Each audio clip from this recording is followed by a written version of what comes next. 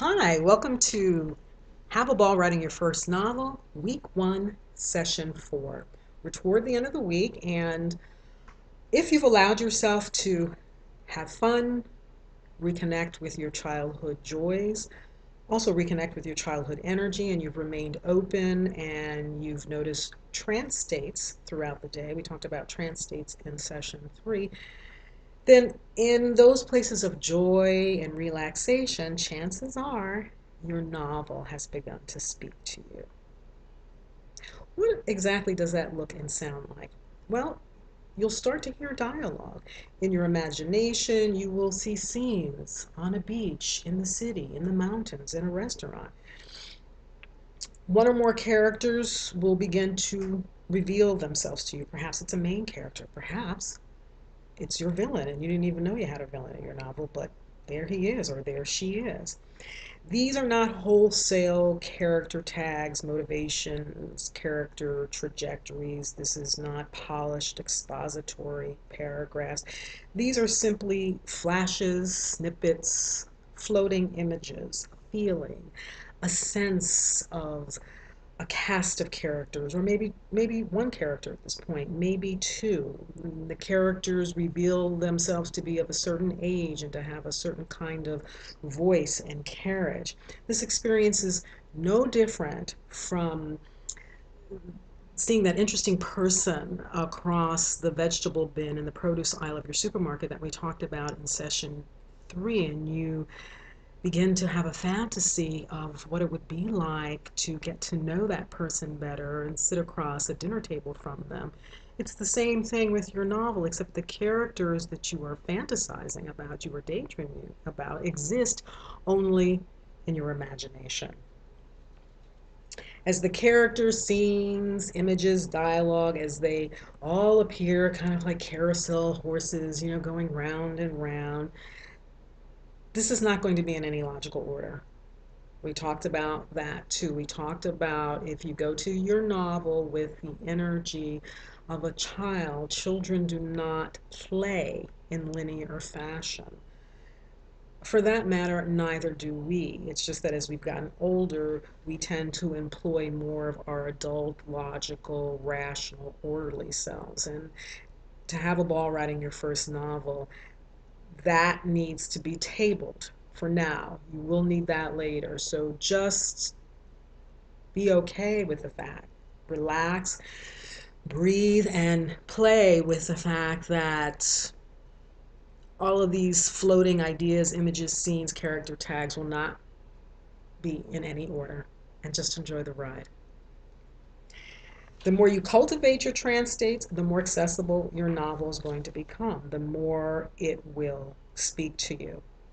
Ever sit talking to someone and it's clear from looking at their eyes that they've checked out and they're in a trance state of their own, or they're looking behind your head, distracted by something that perhaps they find more interesting, and you stop talking, right? If they're not listening, why would you bother to continue speaking?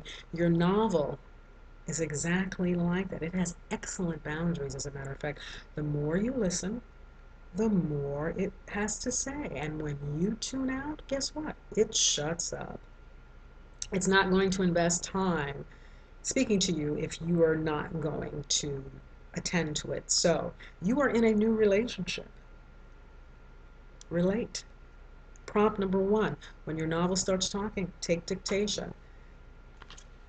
These little things, you can buy them at 3 in a pack at the dollar store, or you don't have to go to the dollar store. I bet if you raided some of your junk drawers or your children's junk drawers, your trunk, the glove compartment of your car, I bet you'd find some of these.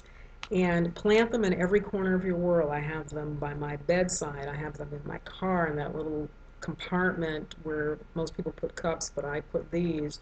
I have them in my purse. Men, put them in your man satchel. Just plant them all over, because when the muse strikes, when your novel begins to speak to you in trance state, it will likely not be at the most opportune time. Your hands may not be free. You may be driving. You may be in the shower. You may be running. So as soon as you get close to one of these, you want to start taking dictation. Prompt number 2, write down exactly what you hear as you hear it. No editing. No, no, no. No stopping. Misspellings. Who cares about misspellings? That's why God made a dictionary. All right. If you get stuck on a word, you have that tip of the tongue experience, just draw a line, keep going, keep writing. Pretend that you are in a meeting, perhaps at your church, a business meeting at your church, or you were at a school board meeting, or you were at work and it is now your turn to be secretary for the meeting. And if you don't keep your hand moving, you're going to miss a lot of what's being said. So just keep your hand moving and don't worry about it. Prompt number 3, and this is very important. Please, please do not read what you've just written. I will discuss this in more detail in chapter 2, but this is so important for this journey.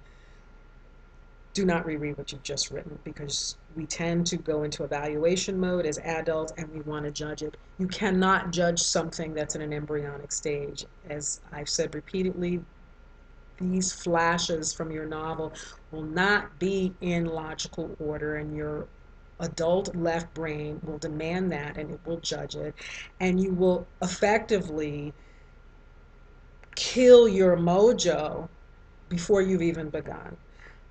I am beseeching you to not read what you've just written, and I want to say trust me on this, but more importantly, I want you to trust yourself. I want you to trust this process, trust yourself in this process. Don't overthink it. Just relax, have fun, and let it rip. See you in session 5.